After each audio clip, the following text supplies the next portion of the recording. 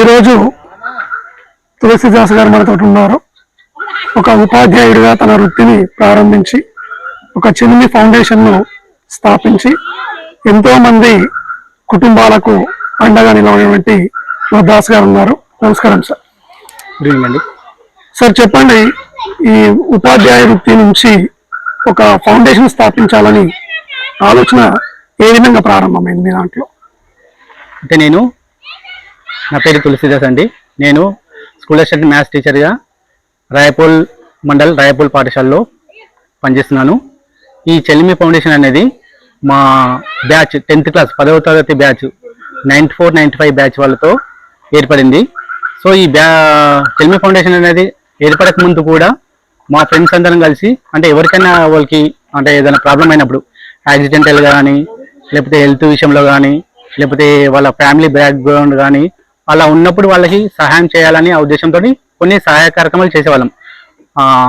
అనఫిషియల్గా వాళ్ళ ఇంటికి 10,000, 20,000, 30,000 అలా ఇచ్చేవాళ్ళము. అలా ఇస్తూ ఇలా ఉంటే ఒక మనకు రికగ్నైజేషన్ ఉండదు, మనం ఇంకా చేస్తే ప్రోగ్రామ్ చేస్తే బాగుంటుందని మనకు అంటే ఈ ఒక్క అమౌంట్ మనం ఈ ఒక 2-3 10 మందో 20 మందో కాకుండా మనం బ్యాచ్ అందరం కలిసి ఫౌండేషన్ ఏర్పాటు చేసుకుంటే బాగుంటుందనే ఉద్దేశంతో ఒక 3 years బ్యాక్ 2021 ఆగస్టులో మన స్నేహితుల దినోత్సవం రోజున అందరము ఏర్పడి మేము చెలిమి ఫౌండేషన్ ఏర్పాటు చేసుకొని ఇప్పటి వరకు మేము ఒక 70 కార్యక్రమాలు, అంటే ప్రతి పేదవాళ్ళే కావచ్చు, లేకపోతే వాళ్ళ కుటుంబంలో ఒక భర్త కానీ భార్య కానీ చనిపోతే, వాళ్ళ ఆర్థిక పరిస్థితి బాగాలేకుండే, ప్లస్ వాళ్ళ హెల్త్ విషయాల్లో కానీ ఏది కానీ ఉన్న ఇబ్బందులు ఉంటే మా ఫౌండేషన్ తీసుకొస్తే మేము వారి కుటుంబాలకి మా వంతుగా మా ఫౌండేషన్ తరఫున వారికి సహాయం చేసేవాళ్ళం.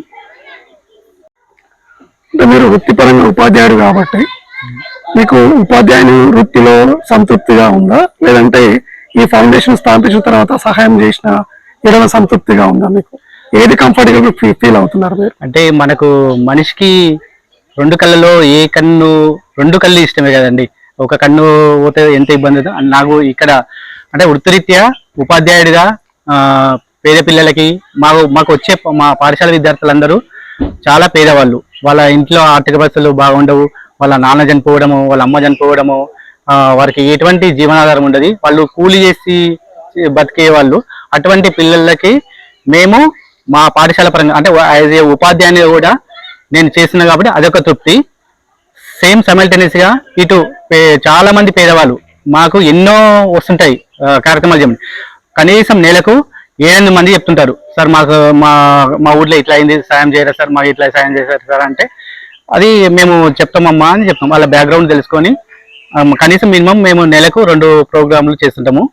ఒక్కోసారి 4 అయితే, ఒకసారి 2 అయితే, ఒకసారి 1 కూడా అవుతాయి. అంటే వాళ్ళు చెప్పిన సందర్భం బట్టి నాకు 2 కూడా సైమల్టేనియస్గా 2 నాకు బెటర్ అనిపిస్తుంది, మంచిగా అనిపిస్తుంది. ఈ రోజుల్లో కనుక చూస్తే రక్త సంబంధాలు కూడా తండ్రి కొడుకు తండ్రికి సహాయం చేయని సిచ్యువేషన్ మనం చూస్తున్నాం.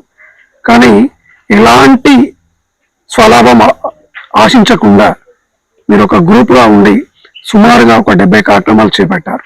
ప్రభుత్వం నుంచి ఏమన్నా సహాయక సహకారాలు అందే అవకాశం ఉందా మీకు, లేదంటే స్వతంత్రంగానే మీరు ఈ కార్యక్రమాన్ని ముందుకు తీసుకెళ్తున్నారు?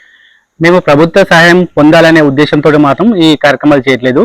మా అంతలో మేమే, మా ఫ్రెండ్స్ గ్రూప్ అందరం ఇంతమంది ఉన్నాం కాబట్టి, అంటే కొందరు సాఫ్ట్వేర్ ఫీల్డ్ ఉన్నారు, కొందరు బిజినెస్ ఫీల్డ్ ఉన్నారు, కొందరు టీచర్లు ఉన్నాము, కొందరు మామూలుగా డైలీ వర్క్ చేసుకునే వాళ్ళు ఉన్నారు, చిన్న షాప్స్ ఉన్నారు. అటువంటి వాళ్ళని కలిపి కూడా ఈ కార్యక్రమం సజావుగా ఇదే విధంగా కొనసాగాలనే ఉద్దేశంతో మాత్రమే చేస్తున్నాము. అంతేగాని మాకేదో మా ఫౌండేషన్ రాజకీయ లబ్ధి కావాలని, వాళ్ళు మాకు ఏదైనా ఒక హెల్ప్ చేయాలని, సహాయం చేస్తే మేము ఇట్లా ఇంకా అన్ని ఆ ఉద్దేశంతో పెట్టలేదు. ఆ విధంగా మాకు ప్రభుత్వం నుండి మాకు సహాయం చేస్తే మేము తప్పకుండా ఏ విధంగా ఇంకా ఎట్లా చేయాలనేది కూడా మేము ఆలోచించి చేస్తాం. ఉపాధ్యాయ వృత్తిలో ఉన్నారు కాబట్టి ప్రతి సంవత్సరము డిఫరెంట్ అంటే స్టూడెంట్స్ మీరు చూస్తుంటారు, వాళ్ళ యొక్క ప్రవర్తన, వాళ్ళ క్రమశిక్షణ, ఆ వినయం, విధేయత. కానీ ప్రతి సంవత్సరానికి పిల్లల్లో ఎందుకు క్రమశిక్షణ లోపిస్తుంది? కారణాలు ఏంటి?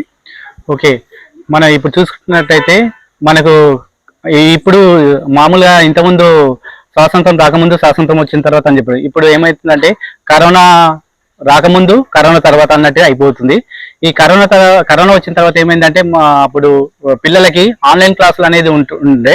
కరోనా వచ్చిన తర్వాత మనకు స్కూల్స్ డిస్టర్బెన్స్ అయ్యి ఆన్లైన్ క్లాసుల ద్వారా వాళ్ళకు లెసన్ చెప్పేవాళ్ళం. ఈ ఆన్లైన్ క్లాసులు చెప్పే టైంలోనే ఈ పిల్లలు వేరే యాక్టివిటీస్ కూడా వేరే కొన్ని ఎక్స్ట్రా యాక్టివిటీస్ కి అడిక్ట్ అయ్యి వాళ్ళు మొత్తం ఫోను లేకపోతే ఫోన్లో ఉన్న గేమ్స్ ద్వారా అట్లా డిస్టర్బెన్స్ అవుతున్నారు.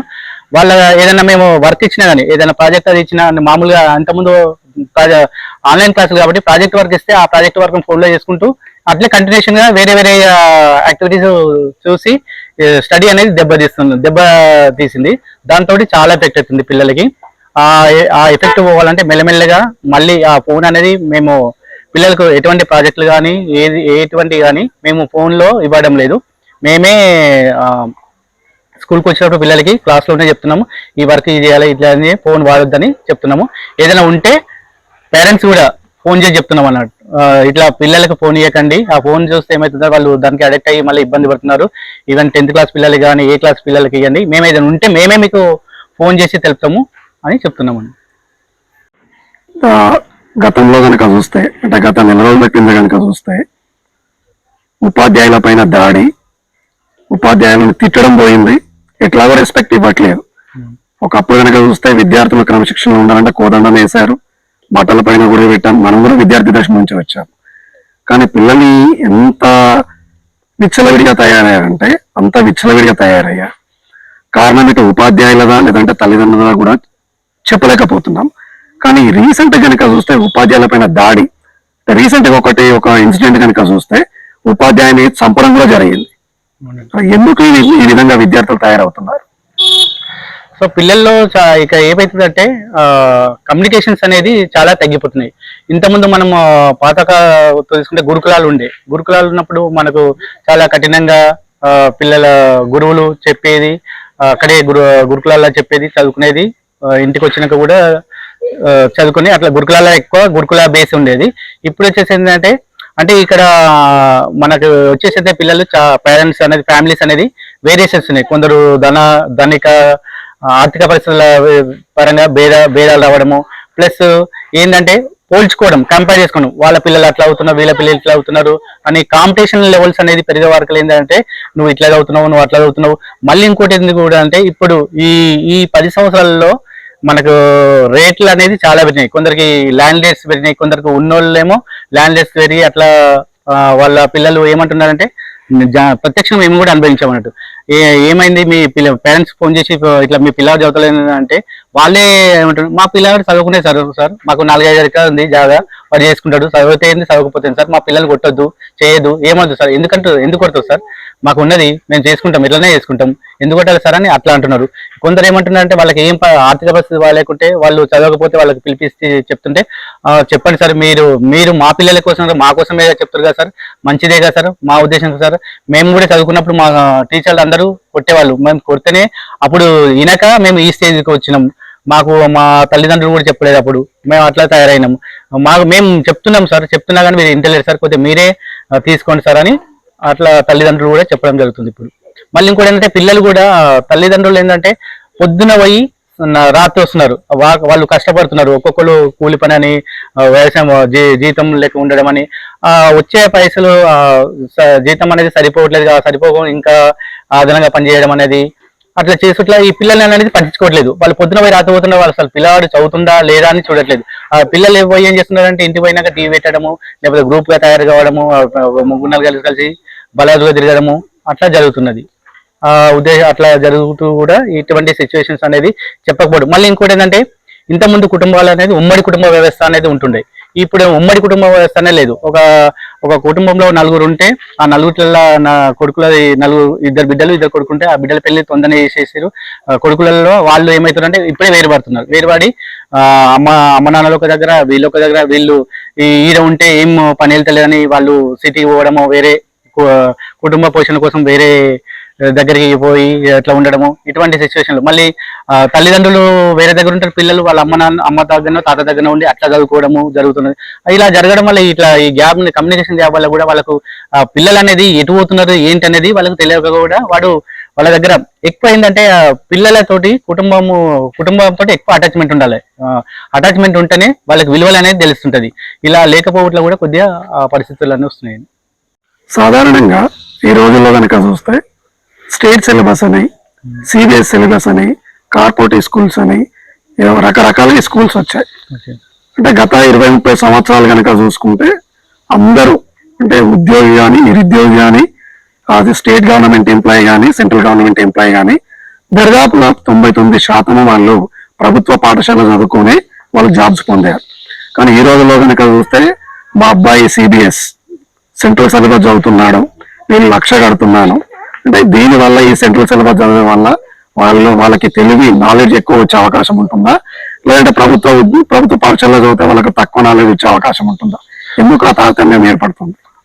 అయితే అలా ఏమి ఉండదు. కాకపోతే ఏంటంటే అంటే తల్లిదండ్రులు కూడా ఏం చేస్తున్నారంటే అంటే ఇప్పుడు ఈ గవర్నమెంట్ పాఠశాలని, కార్పొరేట్ పాఠశాలని, రెసిడెన్షియల్ స్కూల్ అని, గురుకులాలని ఇట్లా అంటే మళ్ళీ ఇప్పుడు కూడా ఈ different variation schools, BC residential అని, ఎస్సీ వెల్ఫేర్ అని, మైనారిటీ స్కూల్స్ అని, కస్తూర్బా స్కూల్స్ అని ఇప్పుడు అవన్నీ అప్పుడు లేకుండే. అప్పుడు ఓన్లీ మన 40-50 ఏళ్ల కింద గురుకులాలని, తర్వాత ప్రభుత్వ పాఠశాలలు ఉండే. ఇప్పుడు ఈ అన్ని పాఠశాలలు వచ్చేసరికి ఏంటంటే కొందరు వీళ్ళ ఆర్థిక పరిస్థితులు కనుక కొందరు ఆర్థిక పరిస్థితి బాగా లేకున్నా కూడా కొందరు ఏం చేస్తారంటే కార్పొరేట్ పాఠశాలలో వాళ్ళ అబ్బాయి వాళ్ళ అమ్మాయి అక్కడ చదువుతుంది, మన పిల్లలు కూడా అక్కడ చదవాలనే ఉద్దేశంతో వాళ్ళ పైన ఏమవుతుందంటే స్ట్రెస్ అయిపోతుంది.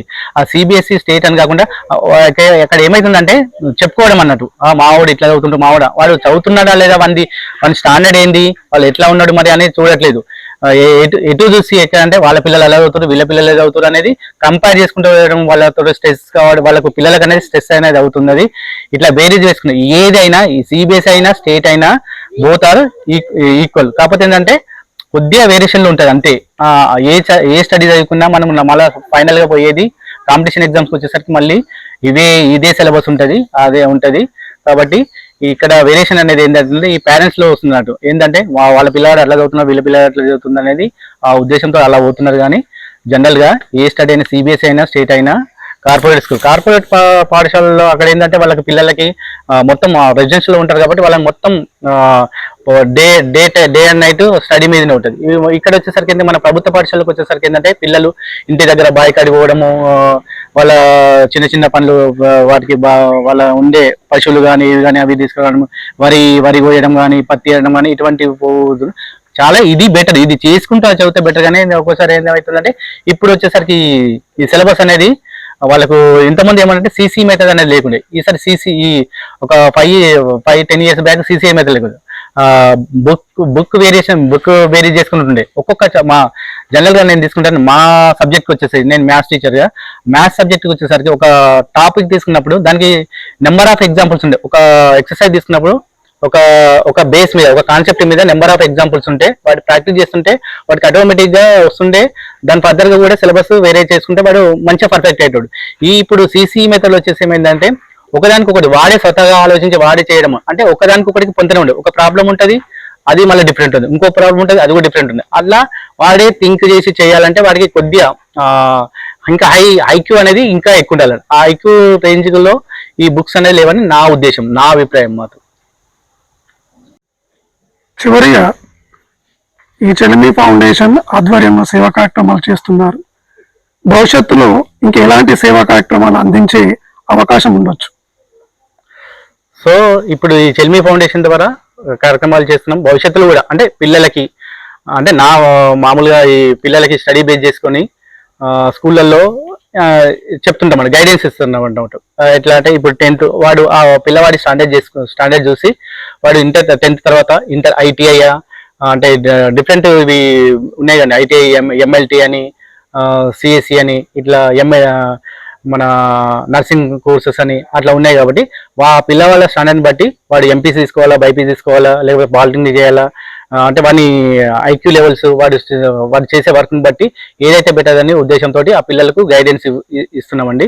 ప్లస్ ఈ ఫౌండేషన్ అనేది మేము అట్లే కంటిన్యూ చేస్తూ ఎవరెవరైతే వాళ్ళ పరిస్థితుల బ్యాక్గ్రౌండ్ చూస్తూ చేసుకుంటూ, అంటే ఇంకా కూడా మేము మళ్ళీ నెక్స్ట్ ఇయర్ మేము ఎవ్రీ ఇయర్ ఫ్రెండ్షిప్ డే రోజు, ఆగస్టు 1st ఆదివారం రోజు ఫ్రెండ్షిప్ డే కాబట్టి ఆ రోజు మేము ఎవ్రీ ఇయర్ ఆ రోజు డిస్కస్ చేసుకొని మళ్ళీ ఫర్దర్ ఎటువంటి కార్యక్రమాలు ఎంత ఇవ్వాలనేది మేము చేసుకుంటూ ఇంకా ముందుకెళ్తామండి. మీ సమయాన్ని కేటాయించినందుకు ధన్యవాదాలు.